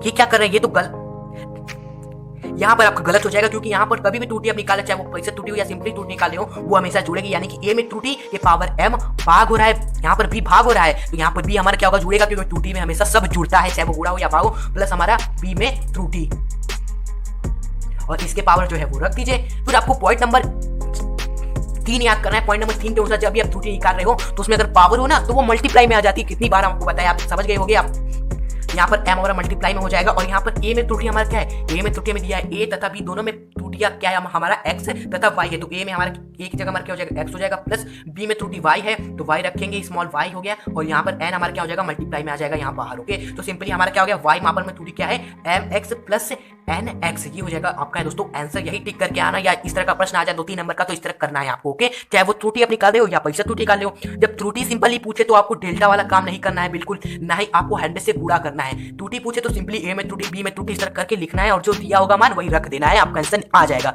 सिंपली दोस्तों इस तरह के क्वेश्चन कभी कभी देखने को मिल जाते हैं, ज्यादातर यही प्रश्न पूछे जाते हैं, इस तरह के प्रश्न जो हमने अभी इसके पहले भी 2-3 प्रश्न है उस तरह के पैसे वाले प्रश्न पूछे जाते हैं। तो आशा है ये त्रुटि वाले सवाल जितने भी पूछे गए हमने आपको करा दिया, जितने भी आएंगे इसी में से दोस्तों पूछे जाएंगे, इसी टाइप के होंगे। अगर आप इस टाइप के प्रश्न को प्रैक्टिस कर लिए हैं तो आप त्रुटि प्रतिशत के हर एक प्रश्न को सॉल्व कर सकते हैं अपनी किताब से। त्रुटि प्रतिशत से ही संबंधित एक और मजेदार सवाल है जिसे देखकर शायद आपके दिमाग के वो उड़ सकते हैं, लेकिन बहुत ही सिंपल सवाल है दोस्तों। आप देखिए तो इसे जरा, एक भौतिक राशि x है, माना कि ये x हमारा क्या है, a स्क्वायर इंटू b का क्यूब इंटू c के पावर 5/2 इंटू d के पावर का स्क्वायर है। ये x का मान हमें दिया हुआ है, ये इसके बराबर है, और हमें दिया हुआ है a b c d में प्रतिशत त्रुटि क्या है, 1%, 2%, 3%, 4% है। तो x मापन में त्रुटि प्रतिशत क्या कीजिए, तो पहले जो दिया है वो लिख देते हैं। हमें दिया है a b c d में जो भी प्रतिशत त्रुटि है वो कितना है, 1, 2, 3, 4% है। ओके, तो हमें निकालना क्या है, x मापन में त्रुटि परसेंट। तो x मापन में त्रुटि परसेंट क्या होगा दोस्तों, a में त्रुटि परसेंट का स्क्वायर, b में त्रुटि परसेंट का स्क्वायर, c में त्रुटि परसेंट के पावर 5/2 एवं d में त्रुटि परसेंट का स्क्वायर, यही होगा ना। तो हमें ये सब तो वैल्यू दी हुई है a b c d में, तो वही रख देना है। तो a का रखेंगे 1% का स्क्वायर, और ये सभी गुणा हो रहा है, यहाँ पर देखिए सभी गुणा हो रहा है, लेकिन आपको पता है त्रुटि प्रतिशत में कोई भी भौतिक राशि का निकाल रहे हैं तो हमेशा जोड़ना है, चाहे वो गुणा हो या भाग हो। तो a में कब में त्रुटि प्रतिशत का स्क्वायर प्लस b में प्लस b में त्रुटि प्रतिशत का स्क्वायर यानी प्लस 2% है, इसका क्यूब है दोस्तों। यहाँ पर सॉरी स्क्वायर हमने बोला, उसके लिए माफ कीजिए, यहाँ पर क्यूब है, प्लस सी में प्रतिशत त्रुटि का 5/2, तो सी में 3% है तो 3% का 5/2 एवं प्लस डी का डी में प्रतिशत त्रुटि का स्क्वायर, डी में इतना 4% है, इसका स्क्वायर। अब इसके बाद आप समझ गए होंगे क्या होगा, ये सभी स्क्वायर बाहर गुणे में आ जाएंगे, क्योंकि त्रुटि प्रतिशत में अगर खा दो तो वो बाहर गुणा में आ जाती है। पॉइंट नंबर 3 में हमने पढ़ा है। तो ये स्क्वायर सिंपली मल्टीप्लाई हो जाएगा 1% में, प्लस ये क्यूब मल्टीप्लाई हो जाएगा 2% में, प्लस ये 5/2 मल्टीप्लाई हो जाएगा दोस्तों हमारा 3% में, और यहाँ पर स्क्वायर हमारा मल्टीप्लाई हो जाएगा 2 हमारा 4% में। बस इसको सॉल्व कर लीजिए, आपका आंसर आ जाएगा। यहाँ पर 2% प्लस 3 दूनी हमारा 6%, यहाँ पर हमारा बटे में है ये 5/2, 5 15 का आधा, 5 हमारा 15 का आधा, तो 15 का आधा कितना होता है 7.5 होता है, 7.5% प्लस हमारा यहाँ 4 दूनी कितना है 8%। बस दोस्तों इसको ऐड कर दीजिए, 2 6 8 8 और 7.5 हमारा कितना हो जाएगा 15.5 प्लस 8% कितना हो जाएगा हमारा दोस्तों 23.5 हमारा परसेंट हमारा क्या हो जाएगा पूरे x भौतिक राशि में दोस्तों हमारी त्रुटि प्रतिशत होगी ये। तो दोस्तों आशा है दोस्तों आपने ये प्रश्न को भी अच्छे से सॉल्व कर लिया होगा और समझ लिए होंगे। तो यहाँ पर दोस्तों 2D% का सभी टॉपिक समाप्त होते हैं। जो भी प्रश्न बन सकते हैं वो सभी हमने करा दिया आपको। अब स्टार्ट करते एक नया टॉपिक। जी हाँ, पता है आपको वीमी विश्लेषण अब आप पढ़ने वाले हैं, जिसमें आपको मजेदार ट्रिक बताएंगे वीमी विश्लेषण से संबंधित सभी प्रश्नों को सॉल्व करने की, और जो भी न्यूमेरिकल्स बनते हैं उस टॉपिक से वो भी हम आपको कराएंगे। तो आप दोस्तों तैयार हो जाइए, आ रहा है एक नया टॉपिक। तो दोस्तों अब हम जा रहे हैं स्टार्ट करने नया टॉपिक। जी हाँ, हम स्टार्ट करने जा रहे हैं वीमी विश्लेषण यानी डायमेंशनल एनालिसिस। जी हाँ, सबसे पहला दोस्तों वीमी विश्लेषण में है वीमी सूत्र निकालना। और वीमी सूत्र निकालने से पहले हमें पता होना चाहिए ये वीमी सूत्र होता क्या है। तो यही हमने लिखा है कि जब किसी भी भौतिक राशि को एम, एल, टी, थीटा या ए आदि संकेतों द्वारा लिखते हैं और इन सभी संकेतों को इस तरह के ब्रैकेट में, सबसे बड़े वाले ब्रैकेट में लिखते हैं, तो दोस्तों जो भी हमें सूत्र प्राप्त होता है उसे ही हम दोस्तों वीमी सूत्र कहते हैं। तो ये हो गया सिंपली डिफिनेशन वीमी सूत्र का। वैसे पूछा जाता है क्या वीमी सूत्र निकालना, तो भौतिक राशि का वीमी सूत्र निकालने से पहले हमें ये पता होना चाहिए कि किसी भी भौतिक राशि का वीमी सूत्र लिखते हैं तो उस भौतिक राशि को एम, एल, टी, थीटा या ए के रूप में लिखते हैं और उन सभी को इस तरह बड़े ब्रैकेट के रूप में लिखते हैं। ओके दोस्तों, और दोस्तों अब हम बताना चाह रहे हैं आपको कि ये एम, एल, टी, थीटा एवं ए ये संकेत आखिर किस भौतिक राशि के लिए हम उपयोग में लेंगे। तो दोस्तों ये भौतिक राशि जैसे कि पहला है एम, द्रव्यमान। द्रव्यमान को इंग्लिश में मास बोलते हैं। तो एम दोस्तों हमारा किसे ही डिनोट करता है, मास को ही डिनोट करता है। उसके बाद लंबाई, लंबाई को इंग्लिश में लेंथ बोलते हैं। तो लेंथ का पहला लेटर एल, हमारा एल ये संकेत है, उसे डिनोट करता है। दूसरा का समय, समय का पहला लेटर है टी और ये टी हमारा किसे डिनोट करता है, जो यहाँ पर है वो समय को ही डिनोट करता है। यानी कि कहीं भी दोस्तों आपको द्रव्यमान दिखे, लंबाई दिखे, समय दिखे, वहां पर आपको एम, एल, टी आपको क्या लेना है, संकेत के रूप में लेना है। उसके बाद दोस्तों दो और संकेत है यहाँ पर थीटा एवं ए। तो थीटा हमारा कोण के लिए होता है, ये आप देख कर ही पहचान गए हो कि थीटा कोण के लिए है। और दूसरा का दोस्तों विद्युत धारा का मात्रक क्या होता है, एम्पियर होता है, सभी को पता है। तो एम्पियर का पहला लेटर ए ही होता है। तो ए से हम किसे डिनोट करते हैं, विद्युत धारा को। क्योंकि दोस्तों आपसे एग्जाम में दोस्तों ऐसे ही भौतिक राशि पूछे जाएंगी जिनमें दोस्तों आपको द्रव्यमान, लंबाई एवं समय ही देखने को मिलेगा और कोण एवं विद्युत धारा जैसी भौतिक राशि आपको सूत्रों में नहीं दिखेंगी, क्योंकि इनसे रिलेटेड दोस्तों एक भी क्वेश्चन आपके एग्जाम में नहीं पूछा जाएगा जिसमें कोण एवं विद्युत धारा हो। लेकिन दोस्तों अगर पूछा नहीं जाएगा तो हमें पता होना चाहिए कि कोण अगर कहीं हम खुद से ही निकाल रहे हैं किसी भौतिक राशि का वीमी सूत्र खुद से, जिसमें कोण है या तो विद्युत धारा है, तो हम उसे आसानी से निकाल सकते हैं अगर हमें उसका संकेत मालूम होगा। वीमी संकेत, जिसे क्या बोलते हैं दोस्तों, वीमी संकेत बोलते हैं। ओके, कई लोग को कंफ्यूजन होता है, अगर भौतिक राशि का हम वीमी सूत्र लिख रहे हैं उसमें लंबाई होगी तभी हम उसे एल से डिनोट करेंगे, अगर विस्थापन होगा, दूरी होगा, ऊंचाई होगा, चौड़ाई होगा, गहराई होगा, ये सभी चीजें होंगी तो उसे एल से डिनोट नहीं करेंगे। तो दोस्तों इन कंफ्यूजन को आप दिमाग से दूर कीजिए। लंबाई क्या होती है, किसी भी दूरी को हम मापते हैं, कोई भी ये है मान लीजिए यहाँ से यहाँ तक की दूरी लंबाई है, और लंबाई किसे मापते हैं दोस्तों, मीटर में मापते हैं। तो विस्थापन, दूरी, ऊंचाई, चौड़ाई, गहराई या त्रिज्या हो गया दोस्तों, त्रिज्या वृत्त के केंद्र से उसके परिधि के बीच की दूरी, यही भी क्या है दोस्तों, मीटर में ही मापते हैं। तो दोस्तों ये सभी भौतिक राशियां मीटर में मापी जाती हैं, यहाँ पर त्रिज्या भी ऐड कर लीजिए। तो दोस्तों इन सभी का भी संकेत हमारा क्या होगा दोस्तों, एल ही होगा, जिन्हें मीटर में मापा जाता है। ऐसा नहीं कि केवल लंबाई होगा तो भी उससे एल से डिनोट करेंगे, ये सभी चीजें होंगी तो नहीं। तो इन सभी चीजें आपको दिखे जिनको मीटर में मापा जाता है उनका डिनोट किस तरह करेंगे, एल से डिनोट करेंगे। इसी ज्यादातर भौतिक राशि का आपका वीमी सूत्र एम, एल, टी के रूप में ही लिखना है, यानी उन भौतिक राशि के वीमी सूत्र में एम, एल, टी ये जरूर होना चाहिए। अगर ये आप नहीं भी लिखेंगे दोस्तों, उसका सिंपली जो है वही लिखेंगे तो भी आपका गलत नहीं होगा। लेकिन अगर इस तरह आप लिखेंगे दोस्तों, ज्यादातर आपको इसी तरह आपके बुक में भी लिखा दिखेगा, तो ये बिल्कुल सही तरीका होता है, इससे एग्जामिनर भी बहुत खुश होगा आप पे। तो ये सही तरीका जानिए, एम, एल, टी किसी भी भौतिक राशि के वीमी सूत्र को लिखना है तो एम, एल, टी ये तीन चीजें जरूर होनी चाहिए। अब दोस्तों हम इसका ट्रिक बताने से पहले कुछ छोटे एग्जाम्पल ले लेते हैं जिससे आपको समझ में आए। फिर उसके बाद दोस्तों हम आपको ऐसा ट्रिक बताएंगे जिससे आप यहाँ पर देख रहे हैं सभी भौतिक राशि जितना भी दोस्तों एग्जाम में आपके पूछा गया है सबका दोस्तों सेकंडों में निकालेंगे आप वीमी सूत्र। तो कुछ एग्जांपल ले लेते हैं, जैसा पहले आपको समझाने के लिए कि क्षेत्रफल हो गया, क्षेत्रफल का हमें वीमी सूत्र लिखना है। तो सबसे पहले तो आपको सामान्य सूत्र पता होना चाहिए इन भौतिक राशियों का। वैसे फिजिक्स के मोस्ट इंपॉर्टेंट फॉर्मुलेस की वीडियो हमने बनाई है, तो उस पर अगर आपको कुछ फिजिक्स के वे इंपॉर्टेंट फॉर्मुलेस आपको नहीं आते तो उस वीडियो पे जाकर जोड़ दिखेगा, लिंक डिस्क्रिप्शन बॉक्स में मिल जाएगा, नीचे जाकर जरूर देखिएगा दोस्तों। बहुत इंपॉर्टेंट फॉर्मुले हमने बताए हैं, आपको जरूर याद कर लेना इन्हें। तो जैसा उसी में ही हमने बताया था क्षेत्रफल का फॉर्मूला कि क्षेत्रफल बराबर होता है लंबाई गुणे चौड़ाई, जैसा कि अभी हम देखते आ रहे हैं टूटी जब निकाल रहे थे। तो क्षेत्रफल का लंबाई गुणे चौड़ाई होता है फॉर्मूला, तो उसका हमें वीमी सूत्र लिखना है। तो सबसे पहले चीज जो सूत्र में है ना उनका वीमी सूत्र आप लिख दीजिए। जैसे लंबाई का वीमी सूत्र क्या होता है, एल होता है, एल लिख दिया। इंटू चौड़ाई का वीमी सूत्र एल होता है, ये भी मीटर में मापा जाता है, एल लिख दिया। तो 2 बार एल हो गया ना, तो इसका मतलब क्या हो गया, एल का हमारा स्क्वायर हो गया। ओके, एल का हमारा क्या हो गया दोस्तों, स्क्वायर हो गया। लेकिन हमने आपको बताया था किसी भी भौतिक राशि का वीमी सूत्र आप लिख रहे हो उसमें क्या होना चाहिए दोस्तों, एम, एल, टी ये तीनों चीज होनी चाहिए। वैसे ऐसे भी सही है, लेकिन आपको तीनों चीज लिखना है, सही तरीका लिखना है, बिल्कुल सही वे में। ओके, तो यहाँ पर एम को, यहाँ पर तो केवल एल ही है, तो आप क्या कर दो दोस्तों, एल है तो क्या सही, आप एम को भी ऐड कर दो, एल तो हमारा है ही, और टी को भी ऐड कर दो। लेकिन यहाँ पर एम एवं टी जो हमने एक्स्ट्रा ऐड किए यहाँ पर है नहीं, तो उसके पावर पे 0 लगा दो, जिससे आपको पता है किसी भी पावर है उसके पावर 0 है तो उसका मान सिंपली 1 हो जाता है, जबकि 1 हो जाएगा तो बचेगा क्या हमारा, एल का स्क्वायर गुणा होने के बाद। तो सिंपली ये हमारा क्या हो जाएगा, बिल्कुल सही क्षेत्रफल का विमी सूत्र होगा। इसी तरह आयतन का भी निकाल सकते हो, सूत्र होता है लंबाई चौड़ाई गुणे ऊंचाई। तो यहाँ पर लंबाई का भी एल, चौड़ाई का भी एल, और यहाँ पर ऊंचाई का भी हमारा क्या हो जाएगा, एल ही हो जाएगा। तो सिंपली क्या है, यहाँ पर एल का हमारा क्यूब है, लेकिन आप देख रहे हो यहाँ पर तो केवल एल का क्यूब ही है, तो हमें एम भी ऐड करना है, टी भी ऐड करना है, पावर 0 लगा देना है, जिससे वापस में हमें एल का क्यूब मिले, जो कि आयतन का विमी रूप होगा। और विमी सूत्र लिखेंगे तो एम एवं टी दोनों ऐड करेंगे, यानी कि एम एल टी। सिंपली आपको तीनों चीज रखना है विमी सूत्र में। आइए दोस्तों, अगला है वेग। वेग का निकालते हैं हम विमी सूत्र। वेग का फॉर्मूला होता है विस्थापन बटा समय। विस्थापन का विमी रूप होता है, आपको पता है, हमने बताया एल। समय का क्या है, टी है, टाइम। ओके, इसको सिंपली एक लाइन में लिखेंगे तो सिंपली एल एवं टी के पावर -1। अब दोस्तों कंफ्यूज मत होइएगा कि टी के पावर -1 क्यों आया। ये फिजिक्स का छोटा सा कैलकुलेशन है कि जब भी कोई बटे में, कोई भी भौतिक राशि है बटे में, ओके, कुछ भी अंक है, चर है या चर है, कोई मतलब नहीं है, अगर वो बटे में है उसे आपको ऊपर लेकर जाना है तो उसकी पावर क्या होती है, माइनस में हो जाती है। जैसे यहाँ पर एक्स की पावर में 1 है, हमारा कुछ नहीं है तो 1 है, तो ये ऊपर जाने पर माइनस का हो जाएगा, यानी नीचे प्लस का है तो ऊपर माइनस का हो जाएगा, चिन्ह चेंज हो जाएगा। यही हमारा 1/x का स्क्वायर होता, तो ये भी ऊपर जाने के बाद यहाँ पर x का स्क्वायर प्लस में है, ऊपर जाने के बाद माइनस का x के पावर -2 हो जाता है। ओके, चेंज हो जाएगा हमारा क्या, केवल उसका चिन्ह। इसी तरह यहाँ पर t था बटे में, एक लाइन में लिखने के लिए ऊपर लेकर जाएंगे तो यहाँ पर t हमारा क्या है, प्लस के 1 में है, पावर क्या हमारा प्लस का 1 है, ये ऊपर जाने पर माइनस का 1 हो जाएगा। सिंपली बहुत ही सिंपल है। अब विमी सूत्र को हम क्या लिखते हैं, एम एल टी, ये तीनों के रूप में लिखते हैं। बाकी t के पावर -1 है, लेकिन m हम ऐड कर रहे हैं एक्स्ट्रा, तो m के पावर t लगा देंगे, जिससे वापस में l t के पावर -1 मिल जाए। ओके दोस्तों, अब आते हैं त्वरण का निकालते हैं लास्ट। इसके बाद हम ट्रिक बताएंगे आपको, जिससे आप सेकंडों में निकालोगे कई भौतिक राशि का सूत्र हमारे सामने। और त्वरण का होता है वेग परिवर्तन बटा समय, और वेग हमारा, वेग का विमी सूत्र हमें लिखना होगा और बटे में समय का। तो वेग का विमी सूत्र भी हमने यहाँ पर निकाला, क्या होता है, विमी रूप इसका वेग का एल टी के पावर -1। ये तो विमी सूत्र है ना, तो अभी हम यहाँ पर विमी रूप लिख रहे हैं, तो विमी रूप है एल टी के पावर -1। ओके, बटे में हमारा क्या है दोस्तों, समय है, तो समय को लिखते हैं, हमारा क्या है, टी है। ओके, वापस से जब इसे ऊपर लेकर जाएंगे चिन्ह बदल जाएगा, यानी यहाँ प्लस का 1 है, ऊपर माइनस का 1 हो जाएगा, यहाँ पर टी के पावर -1 है, और इंटू में हो जाएगा हमारा फिर से t के पावर -1। तो यहाँ पर आप क्या देख रहे हैं, t के पावर 2 बार -1 है, तो इसे सिंपली हम क्या लिख सकते हैं, l t के पावर -2 लिख सकते हैं। और दोस्तों ये हो गया हमारा त्वरण का विमी रूप। हम विमी सूत्र लिखेंगे तो m l t तीनों रहेगा, यहाँ पर m नहीं है तो m को भी ऐड कर लेते हैं, पावर लगा देंगे 0, जिससे वापस हमें यही मिल जाए। जो एक्स्ट्रा ऐड करेंगे उसके पावर में 0 लगा देना है। और किसी भौतिक राशि के विमी सूत्र को आपको हमेशा m l t के रूप में लिखना ही है।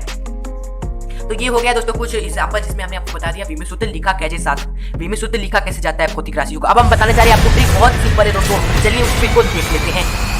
दोस्तों ट्रिक हमारा क्या है, जैसे आपने द्रव्यमान, समय एवं द्रव्यमान, लंबाई, समय, इन तीनों का विमी रूप देखा एम एल टी होता है, उसी तरह दोस्तों बस आपको क्या करना है, बल का विमी सूत्र एम एल टी के पावर -2, एम एल टी के पावर -2, एक बार फिर एम एल टी के पावर -2। इसका विमी सूत्र आपको क्या कर लेना है, इनके साथ याद कर लेना है, इन तीनों के साथ इसका भी याद कर लेना है। फिर उसके बाद देखना कितना धड़ाधड़ हम कई भौतिक राशियों का विमी सूत्र निकालेंगे आपके सामने। ये बस सिंपल सी ट्रिक थी, आपको लगेगा कि ये भला क्या ट्रिक होगी, लेकिन अभी हम आपके सामने निकालेंगे कई सारे भौतिक राशियों का विमी सूत्र, तो आप भी देखेंगे। बल का क्या याद रखना है, विमी सूत्र एम एल टी के पावर -2। तो बल का विमी सूत्र आप निकाल भी सकते हो कैसे, एम एल टी के पावर -2 है। बल का सूत्र होता है द्रव्यमान गुणे त्वरण, तो द्रव्यमान का हमें विमी रूप पता है क्या है, एम है, एवं त्वरण का अभी विमी रूप हमने निकाला क्या है, m के पावर 0, l के पावर हमारा 1 है, m के पावर 0, l के पावर 1 एवं t के पावर -2 है, यही है ना। ओके, तो बस इसी से निकल के आया, इसका इसमें मल्टीप्लाई होगा, यहाँ पर m के पावर 0 है, कट जाएगा, कोई फायदा नहीं, 1 होगा, है क्या हमारा m है, l है, t के पावर -2 है, तो यही लिख देना है m एल टी के पावर -2। ये निकल कर आ गया बल का विमी रूप, जिन्हें आपको याद रखना है। आइए दोस्तों आप इन सभी भौतिक राशियों का विमी सूत्र निकालते हैं, केवल इस बल का विमी रूप आपको याद रखना है। विमी सूत्र क्या है, ये याद रखना है, एम एल टी के पावर -2।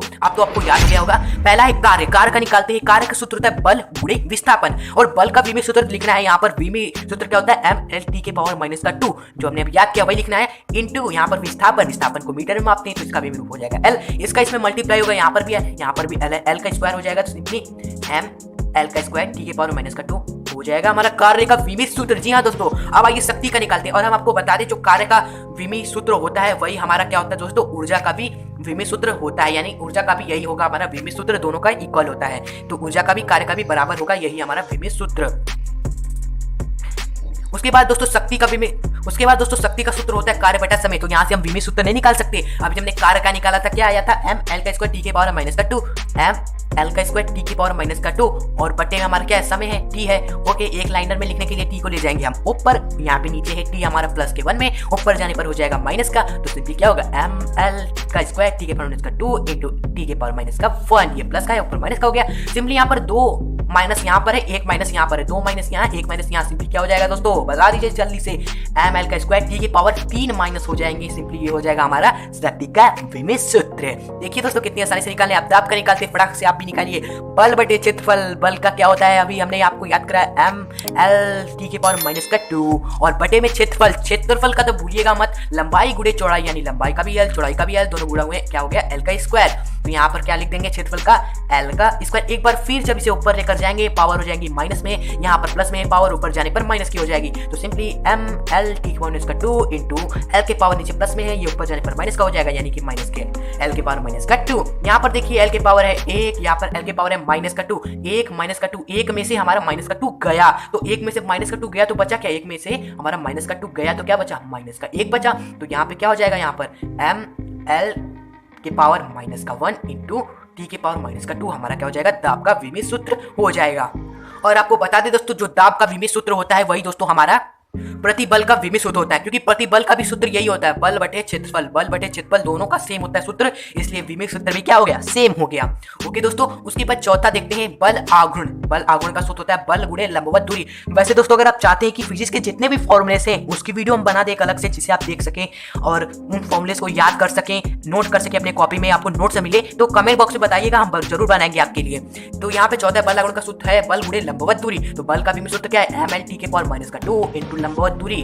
दूरी का क्या होता है एल होता है, तो सिंपली एल का मल्टीप्लाई, यहाँ पर एल के पावर 1, यहाँ पर भी एल के पावर 1, 2 1 क्या हो जाएंगे स्क्वायर हो जाएगा सिंपली एल का, तो क्या हुआ एम एल का स्क्वायर टी के पावर माइनस का 2। तो ये हो गया हमारा बल आघूर्ण का विमित सूत्र। अब देखिए पृष्ठ तनाव का निकालते फटाक से आप भी निकालिए, बल बटे विस्थापन, पृष्ठ तनाव बल बटे विस्थापन। सॉरी दोस्तों यहाँ पर विस्थापन नहीं होगा, यहाँ पर होगा लंबाई, यहाँ पर थोड़ा लिखने में मिस्टेक हो गया यार, हम भी इंसान है, हमसे भी गलती होती है, इसके लिए माफी मांगते हैं आपसे। बल बटे लंबाई होता है पृष्ठ तनाव का सूत्र, तो बल का होता है हमें पता है एम एल टी के पावर माइनस का 2 इंटू यहाँ पर लंबाई क्या है मीटर में मापते हैं, सही बताया आपने, एल होगा इसका भी सूत्र। यहाँ पर देखिए एम से एम हमारा गया तो बचेगा क्या एम एल टी के पावर माइनस का 2। ये क्या कर रहे हो सर, यहाँ पर एल तो हमारा कट गया, नहीं दोस्तों विमित सूत्र को लिखते हैं एम एल टी के रूप में, भले ही एल हमारा कट गया लेकिन एल के पावर लगा देंगे 0, जिससे वापस यही मिल जाए और विमित सूत्र हमारा क्या एकदम सटीक एकदम सही हो।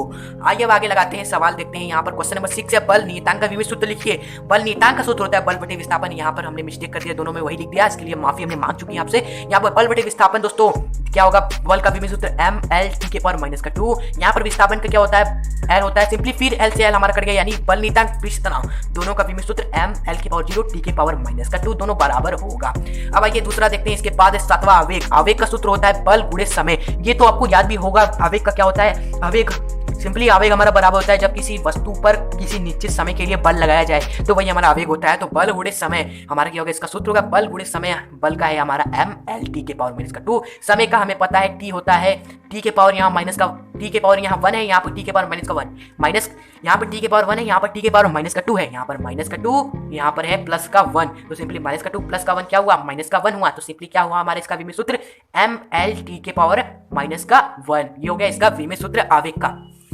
उसके बाद मोस्ट इंपॉर्टेंट है गुरुत्वाकर्षण नियतांक का विमित सूत्र, जिससे दोस्तों क्वेश्चन कई बार आया है आपके एग्जाम में। कैसे निकालेंगे गुरुत्वाकर्षण नियतांक क्या है, जी है आपको पता ही होगा। नियतांक का सूत्र होता है F R square m1 m2। ये कैसे निकल कर आया आपको भी पता चले होगा कि नहीं, क्लास 9 में हमने गुरुत्वाकर्षण में फोर्स का फॉर्मूला पढ़ा था कि जब गुरुत्वाकर्षण में कोई वस्तु गति करी हो तो उस पे F बराबर होता है 2 पिंडों में बल पता करना कितना लग रहा है, तो हमारा होता है जी m1 m2 अपॉन r का स्क्वायर, यानी कि दोनों के बीच की दूरी एवं उन दोनों पिंडों का द्रव्यमान और गुरुत्वाकर्षण नियतांक हमारा लगता है, जब प्रोपोर्शनल होता है तो बराबर लगाते हैं तो ये नियतांक लग जाता है। तो इसी नियतांक का विमित सूत्र निकालना है, तो इसे रोक देंगे, कहेंगे स्टॉप, और ये हमारा क्या हो जाएगा इधर चला जाएगा, ये दोनों नीचे आ जाएंगे, तो simply F R square upon m1 m2। और आपको पता होना चाहिए m1 m2 दोनों क्या होते हैं, दो पिंडों के द्रव्यमान होते हैं, और r स्क्वायर दोनों के बीच की दूरी या त्रिज्या से एफ आर स्क्वायर बटे m1 m2 का यहाँ पर क्या है, r हमारा क्या है एक दूरी है, दोनों के बीच की दूरी है यस, तो दोनों मीटर में वहाँ पे जाते हैं तो ये सिंपली दूरी का वर्ग हो जाएगा, और यहाँ पर f हमारा क्या है बल है। ओके, तो बल गुणे दूरी का वर्ग, और यहाँ पे दोनों द्रव्यमान है, द्रव्यमान 2 बार यानी द्रव्यमान का वर्ग, इस तरह हुआ। बाकी बस विमित सूत्र लिख देना है आपको। बल का हमने याद किया एम एल टी के पावर माइनस का 2 इंटू दूरी का वर्ग, दूरी हमारा क्या है, एल का रूप होता है इसका एल का स्क्वायर बटे में द्रव्यमान यानी कि एम का स्क्वायर। ओके, बस इसे सॉल्व कर लेना है। यहाँ पर देखिए एल की पावर 2, यहाँ पर एल की पावर 1, सिंपली हमारा क्या हो जाएगा, यहाँ पर एल का क्यूब हो जाएगा। एल को तो हमने सॉल्व कर लिया, और यहाँ पर टी का भी कुछ होगा नहीं, क्योंकि बाकी टी के साथ ना कुछ गुणा हो रहा है टी, ना ही भाग हो रहा है, तो टी का पावर माइनस का 2 रहेगा। लेकिन यहाँ पर देखिए एम की पावर 1 है, यहाँ पर m की पावर 2 है। अब बटे में तो कुछ करते नहीं, इसे ऊपर लेकर जाना पड़ेगा। जब इसे ऊपर लेकर जाएंगे तो आपको पता है क्या होगा, इसकी पावर हो जाएगी माइनस, यानी कि नीचे प्लस का 2 है, ऊपर बूढ़ा होगा तो सिंपली m की पावर माइनस का 2 होगा। तो यहाँ पर हम देखेंगे यहाँ पर m की पावर माइनस का 2, यहाँ पर m की पावर 1, यहाँ पर m की पावर माइनस 1, यहाँ पर m की पावर माइनस का 2, तो 1 माइनस 2 क्या हो जाएगा, -1 हो जाएगा। सिंपली m की पावर यहाँ क्या निकल गया, माइनस का 1, यानी कि m की पावर माइनस का 1, l का क्यूब, t की पावर माइनस का 2, हमारा क्या होगा, गुरुत्वाकर्षण g, गुरुत्वाकर्षण नियतांक जी का विमीय सूत्र होगा। तो इस तरह सभी भौतिक राशियों का विमीय सूत्र आप निकाल सकते हो, इस तरह चुटकियों में। एक और देख लेते हैं दोस्तों, ये भी कई बार पूछा गया है सैनता गुणांक का विमीय सूत्र निकालने के लिए, तो इसे भी हम क्यों छोड़े, आपके एग्जाम में 100 into 100 लाने का वादा है, तो इसे निभाएंगे ही। यहाँ पर बल है हमारा, बल का है एम एल टी के पावर माइनस का 2 ब्रैकेट में हो गया, और क्षेत्रफल का हमें पता है लंबाई गुणे चौड़ाई यानी एल का स्क्वायर इंटू वेग प्रवणता। वेग प्रवणता कुछ नई चीज आ गई ना, यहाँ पर वेग प्रवणता का सूत्र होता है, आपको मालूम होना चाहिए, वेग बटे दूरी। तो वेग का विमीय सूत्र क्या होता है, तो वेग का विमीय रूप होता है एल टी की पावर माइनस का 1, और दूरी का तो आपको पता ही है एल है, तो एल से हमारा एल कटा, क्या बचा, टी की पावर माइनस का 1। ओके दोस्तों, यहाँ पर हम विमीय सूत्र नहीं लिख रहे, ये विमीय रूप लिखे हैं हमने, क्योंकि हमें विमीय रूप अभी चाहिए। तो यहाँ पर सिंपली वेग प्रवणता का विमीय रूप क्या है, टी के पावर माइनस का 1 है। तो ये चीजें आप रख दी, बस आप चाहें तो इसे खुद भी सॉल्व कर सकते हैं। यहाँ पर एम के साथ ना कुछ हो रहा है, तो इसे एम से एम हो जाएगा हमारा, सिंपली एम का कुछ हो नहीं रहा है, यहाँ पर वो कह रहा है एल हो रहा है। यहाँ पर एल का स्क्वायर, यहाँ पर एल है, तो इसे ऊपर लेकर जाएंगे, तो यहाँ पर इसको हटाएंगे, तो ऊपर आने पर ये टी क्या एल हमारा क्या हो जाएगा, माइनस का 2 हो जाएगा। यहाँ पर देखिए प्लस का है, ऊपर जाने पर माइनस का, ये सिंपली बता रखा है। तो यहाँ पर एल की पावर 1, यहाँ पर एल की पावर माइनस का 2, यहाँ पर एल की पावर 1, यहाँ पर एल की पावर माइनस का 2, क्या बचा हमारा, माइनस का 1 निकला। तो यहाँ पर एल की पावर क्या है हमारा, सिंपली कुल मिलाकर माइनस का 1 हो रहा है, और यहाँ पर टी के पावर माइनस का 1, इसे भी ऊपर लेकर चलते हैं, इसे हटाते हैं यहाँ से। ओके, इसे ऊपर लेकर चलते हैं, ऊपर चलिए, यहाँ पे जगह है, यहाँ लिखते हैं टी हमारा रहेगा, इसके पावर 1 रहेगा। क्यों, क्योंकि हमें पता है जब भी नीचे से कुछ ऊपर जाता है तो चिन्ह हमारा क्या हो जाता है, बदल जाता है। ये प्लस का था तो ऊपर जाने पर माइनस का हो गया, ये माइनस का है तो ऊपर जाने पर क्या हो जाएगा, प्लस का हो जाएगा। तो सिंपली आप समझ रहे हैं, यहाँ पर टी के पावर हो जाएगा 1 प्लस का, यहाँ पर टी के पावर है माइनस का 2, टी के पावर 1, टी के पावर यहाँ पे माइनस का 2, क्या निकला हमारा रिजल्ट, माइनस का 1। तो सिंपली टी के पावर दोबारा, तो सिंपली टी के पावर यहाँ क्या है, कुल मिलाकर टी के पावर माइनस का 1 है, तो ये हमारा क्या निकल गया, एम एल के पावर माइनस का 1, टी के पावर माइनस का 1, सैनता गुणांक का विमीय सूत्र। तो ये सभी दोस्तों इंपॉर्टेंट जो भी विमीय सूत्र थे हमने आपको करा दिए। वैसे भी कुछ बच जाता है तो दोस्तों आप हमारे इंस्टाग्राम अकाउंट एजुकेशन सत्र पर जाकर मैसेज कर सकते हैं। कुछ आपको प्रॉब्लम हो कोई न्यूमेरिकल में इस चैप्टर से रिलेटेड तो पूछ सकते हैं, हम आपको रिप्लाई देने की कोशिश करेंगे 24 घंटे के अंदर में। दोस्तों आइए आगे बढ़ते हैं और विमीय सूत्र से संबंधित जो भी आंकिक प्रश्न आते हैं उसे देखते हैं। तो सबसे पहले विमीय सूत्र से संबंधित आंकिक प्रश्न पूछा जाता है मेन इंपॉर्टेंट सूत्र की स्थापना करने के लिए। जैसे आपको कुछ दे दिया हो जाएगा कि कोई भी भौतिक राशि है, कुछ भी है, वो इन भौतिक राशियों पर निर्भर कर रही है या इसके समानुपाती है, तो आप हमें सूत्र की स्थापना कर बताइए। ओके, जैसे यही प्रश्न है, इसे ही सॉल्व करके आपको बताते हैं कैसे सूत्र की स्थापना की जाती है विमीय सूत्र की सहायता से, विमीय विधि द्वारा। जैसा कि प्रश्न आपके सामने है, एक वृत्तीय कक्षा में घूम रहे कण पर लगने वाला अभिकेंद्री बल F, लगने वाला अभिकेंद्री बल F हमारा क्या कर रहा है, कण के द्रव्यमान M, वृत्त की त्रिज्या R व कण का चाल V पर निर्भर करता है। अब निर्भरकर्ता का चिन्ह आपको मालूम होना चाहिए, जब भी कोई राशि किसी पर निर्भर करती है या उसके समानुपाती होती है तो ये चिन्ह लग जाता है, इसका मतलब डायरेक्टली प्रोपोर्शनल है, उसके पर निर्भर करती है। तो F निर्भर करता है किस पे, कण के द्रव्यमान M पर इंटू वृत्त की त्रिज्या R पर, जो वृत्त है ना उसकी त्रिज्या है R है, उस पर निर्भर कर रहा है, इंटू कण के चाल पर निर्भर कर रहा है, कण के चाल V पर निर्भर कर रहा है, यानी कि F हमारा इन सभी भौतिक राशियों पर निर्भर कर रहा है। ये हमने लिख दिया जो प्रश्न में कहा है। अब हमसे कहा जा रहा है कि विमीय विधि द्वारा सूत्र की स्थापना कीजिए। अब कितने लोग कहेंगे कि यार यहाँ पर F हमारा इस पे निर्भर कर रहा है, तो सिंपली F बराबर हमारा क्या हो गया, M R V लग गया, और ये प्रोपोर्शनल, ये डायरेक्टली प्रोपोर्शनल का साइन हटेगा तो एक कांस्टेंट लग जाएगा कि हो गया हमारा इसका सूत्र। इसमें क्या है, लेकिन दोस्तों यही तो गलत है। अगर ये हमारा सही होता तो ये विमीय विधि हमारा आता ही क्यों दोस्तों। आप देखिए दोस्तों, हम जानते हैं कोई भी घन होता है, अब आपको क्लियर करते हैं पूरा कॉन्सेप्ट। कोई भी घन है उसकी भुजा हमारी क्या है, A है। ओके, और हमें पता है कि कोई भी घन का जो आयतन होता है वह किस पे निर्भर करता है, उसकी भुजा पर निर्भर करता है, क्योंकि जो भुजा होगी, जितनी बड़ी भुजा होगी उतना ज्यादा आयतन होगा। ओके, इसी पर निर्भर करता है। तो हम ये नहीं ना कर सकते कि इसकी V हमारा क्या हो जाएगा, सिंपली बराबर हो जाएगा कांस्टेंट के लग जाएगा A के बराबर। ये तो हमारा नहीं होगा ना दोस्तों, नहीं होगा। क्यों, क्योंकि हमें प्रैक्टिकली पता है V हमारा क्या होता है, इस भुजा का क्यूब होता है, यानी कि यहाँ पर प्रोपोर्शनल तो कर रहा है A, लेकिन यहाँ पे प्रोपोर्शनल रियलिटी में हमारा V क्या है, A की घात 3 है। ओके, तो यहाँ पर हमें सिंपली यही करना है कुछ कि यहाँ पर F हमें पता है कि इन भौतिक राशियों पर निर्भर करता है, लेकिन ये हमें नहीं पता कि इस भौतिक राशियों के किस घात पर निर्भर कर रहा है। बस यही हमें पता करना है कि ये F हमारा M के किस घात पर निर्भर कर रहा है, R हमारा जो f है हमारा r के किस घात पर निर्भर कर रहा है, v के किस घात पर निर्भर कर रहा है, यही हमें पता करना है। तो दोस्तों यहाँ पर सिंपली आपको एक स्टेप करना है कि मान लेना है कि जो आपका f है बल है वो m की घात a, r की घात b व v के घात c पर निर्भर कर रहा है, क्योंकि यही तो हमें निकालना है कि f हमारा m की किस घात पर, r के किस घात पर एवं v के किस घात पर निर्भर कर रहा है। ये निकल गया तो समझिए आपका सूत्र का स्थापना हो गया। तो सिंपली f बराबर क्या हो जाएगा, कांस्टेंट k लग जाएगा, ये जब चिन्ह हटेगा तो कांस्टेंट k लग जाएगा इंटू m की घात a इंटू b के घात इंटू r के घात b इंटू v के घात c होगा हमारा। इसे मान लीजिए इक्वेशन 1 का काम आएगा इसका। बस दोस्तों ये स्टेप आपने कर लिया तो समझ लिया आपका 50% क्वेश्चन सॉल्व हो गया। अब आपको क्या करना है, बस वही विमित सूत्र लिखना है, दोनों तरफ विमित सूत्र आपको लिखना है। दोनों तरफ विमित सूत्र लिखने के बाद आपको कंपैरिजन करना है। जब आप कंपैरिजन करेंगे m का m में, l का l में, t का t में, तो आपको a b c के मान मिल जाएंगे। जब a b c के मान मिल जाएंगे तो यहाँ पर रख देंगे समीकरण नंबर 1 में, तो आपको क्या सिंपली सूत्र मिल जाएगा, सूत्र की स्थापना हो जाएगी। तो आइए दोनों तरफ हम क्या लिखते हैं, विमित सूत्र लिखते हैं। तो दोनों तरफ विमित सूत्र लिखेंगे। ये हमारा क्या है दोस्तों, अभिकेंद्री बल है। अब कोई भी बल है तो क्या हमारा बल ही है ना, तो सिंपली यहाँ पर बल का विमित सूत्र लिख देंगे। बल का तो हमें पता है m h t की पावर माइनस का 2 होता है, ये तो हमने ट्रिक में याद किया था हमारे। बराबर हमारा क्या है, कांस्टेंट के। अब बताइए अभी हम क्या करें दोस्तों, विमित सूत्र की बात करें तो कांस्टेंट k को भूल जाइए, हम विमित सूत्र को देखेंगे। केवल m जो है यहाँ पर r हमारी त्रिज्या एवं वेग, इन सभी का विमित सूत्र देखते हैं, क्योंकि अभी विमित सूत्र की बात करें कांस्टेंट k को आप भूल जाइए। ओके, तो यहाँ पर m हमारा क्या है दोस्तों, पिंड का द्रव्यमान है। m हमारा क्या है, द्रव्यमान है, तो द्रव्यमान का m होता है सिंपली m की पावर क्या है, a है, इसे लिख दिया, इंटू r हमारी क्या है, त्रिज्या है। अब त्रिज्या क्या है, वृत्त के केंद्र एवं उसके परिधि के बीच की दूरी होती है ना, तो दूरी क्या होती है, लंबाई में मीटर में ही मापते हैं, तो उसका भी क्या हो जाएगा, एल ही हो जाएगा। हमने बताया था आपको एल की पावर बी इंटू वेग। वेग का विमित सूत्र आपको पता होना चाहिए, विमित रूप क्या होता है, एल टी के पावर माइनस का 1। ओके, और इसके पावर सिंपली क्या है, हमारा पूरा होल पावर दिया है, तो इसलिए बाहर लगा रहे हैं, दो चीजें हैं, तो यहाँ पर बाहर हमने सी लगा दिया। ओके, अब इसको सॉल्व करते हैं, इस पूरे को कंबाइन कर देते हैं। तो कंबाइन करेंगे तो यहाँ पर एम एल टी के पावर माइनस का 2 है ही, यहाँ पर कंबाइन कर देते हैं एक ही में। यहाँ पर एम के पावर ए है इंटू और L की पावर B है, और यहाँ पर इंटू में L के पावर देखिए दोस्तों, ये पूरा होल पावर है ना, तो C हमारा इसके पर भी आ जाएगा, इसके घात पे भी, और इसके घात पे भी आ जाएगा। तो C हमारा L पे आएगा, तो यहाँ पे L की पावर C एवं T के पावर माइनस का 1 ऑलरेडी है, तो C जब आएगा T के पावर माइनस का 1 है, अब C इस पे आ गया पावर, तो ये दोनों मल्टीप्लाई हो जाएंगे। जब दो पावर लगी होती है, पावर के भी पावर तो मल्टीप्लाई हो जाती है। ये फिजिक्स कैलकुलेशन है, आपको आना चाहिए। तो यहाँ पे T के पावर माइनस का C हो जाएगा, क्योंकि C माइनस 1 में गुणा होगा तो माइनस का C होगा। तो ये हमने कंबाइन कर दिया। क्या अभी भी पूरी तरह से MLT के रूप में ये कन्वर्ट हुआ नहीं हुआ, तो अभी कन्वर्ट करना है हमें। तो आइए करते हैं, MLT माइनस का 2 बराबर m है के पावर a इंटू यहाँ पर l एवं l दो बार लिखे हैं। दो बार क्यों, हम तो एक ही बार लिखेंगे,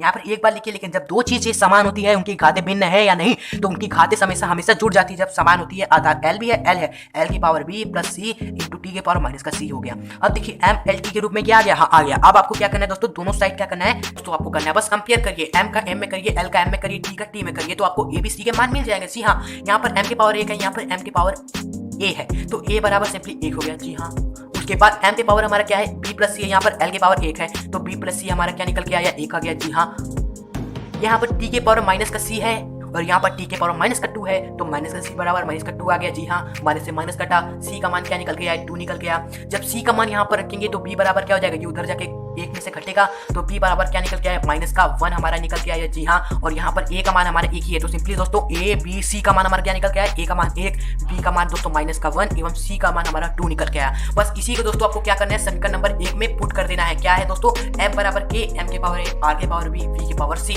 a b c का मान आप समीकरण नंबर 1 में रखेंगे, ये हमने लिख दिया यहाँ पर। तो समीकरण नंबर 1 क्या है हमारे, f बराबर k, यहाँ पर m की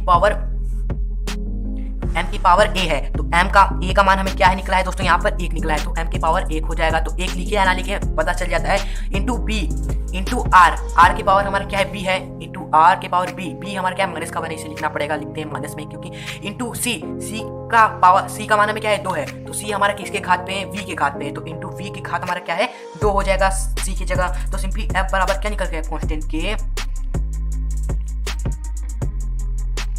m बटे r v। ओके, क्योंकि आपको पता है जब भी कोई चीज माइनस में कब आती है, जब वो बटे में होती है। ये r बटे में है, तभी ना ऊपर जाने के बाद r की घात माइनस में होगी, तो इसे इस तरह भी लिख सकते हैं। यहाँ पर m v का स्क्वायर हो जाएगा और बटे में हमारा r आ जाएगा। तो सिंपली हमारा f बराबर क्या निकल के आया दोस्तों, ये हो गया, ये क्या होगी, सूत्र की स्थापना हो गई दोस्तों। तो यहाँ पर दोस्तों वीडियो को एंड करते हैं, जानते हैं वीडियो काफी लंबी होगी, आप हमारे साथ बने रहे इसके लिए आपको बहुत बहुत बहुत धन्यवाद। और हाँ दोस्तों, हमारी मेहनत के लिए इस वीडियो को लाइक जरूर कर दीजिएगा। टेलीग्राम चैनल पे सभी जो हम बनाए नोट्स इसकी PDF आपको वहाँ मिल जाएगी। वीडियो को लाइक जरूर करिएगा, हमारे मेहनत के लिए, हमने आपके लिए इतना मेहनत किया। दोस्तों को भी ये वीडियो जरूर एक शेयर जरूर करिएगा दोस्तों, जिससे वो भी वीडियो का फायदा उठा सके, क्योंकि आपको पता है ज्ञान बांटने से बढ़ता है। अगर आप चैनल पे नए हैं तो सब्सक्राइब करके बेल नोटिफिकेशन आइकन पर क्लिक करके ऑन कर ले, क्योंकि अब हम ऐसे ही वीडियो बनाने वाले हैं जो आपको आपके लक्ष्य तक पहुंचाए। 100 into 100 आउट ऑफ 100 फिजिक्स में लाने के लिए हम भी मेहनत करेंगे और साथ साथ आपको भी मेहनत करना पड़ेगा। वीडियो को लाइक, सब्सक्राइब और दोस्तों के बीच शेयर करना, और इसी तरह मेहनत करते रहे। नोट्स के लिए टेलीग्राम चैनल पे जाए, लिंक डिस्क्रिप्शन बॉक्स में आपको भी मिल जाएगा, वहां से भी जा सकते हैं। आप मिलेंगे नेक्स्ट ऐसे ही यूजफुल वीडियो के साथ, बोर्ड को क्लियर करने में हेल्प करती हैं। तो चलिए जल्द मिलते हैं नेक्स्ट वीडियो में। गुड बाय, जय हिंद, वंदे मातरम। और हाँ दोस्तों, अगर आपको इस टॉपिक से कोई भी प्रॉब्लम हो, कोई भी क्वेश्चन फंसे, या इस टॉपिक से कोई ऐसा क्वेश्चन है जो आपको नहीं आ रहा, आपको कोई दिक्कत हो रही है या किसी टॉपिक में आपको प्रॉब्लम है, तो आप हमारे इंस्टाग्राम पेज पे प्रोफाइल पे जाकर जरूर विजिट करिएगा। लिंक डिस्क्रिप्शन बॉक्स में आपको मिल जाएगा, डिस्क्रिप्शन बॉक्स जाकर जरूर चेक करिएगा। आपको आपके सवाल को सॉल्व करने में हम हेल्प जरूर करेंगे, आपके लिए हर तरफ से मेहनत करेंगे। बस आपको हमें क्या करना है, सपोर्ट करना है। आपको पता है क्या करना है। चलिए गुड बाय।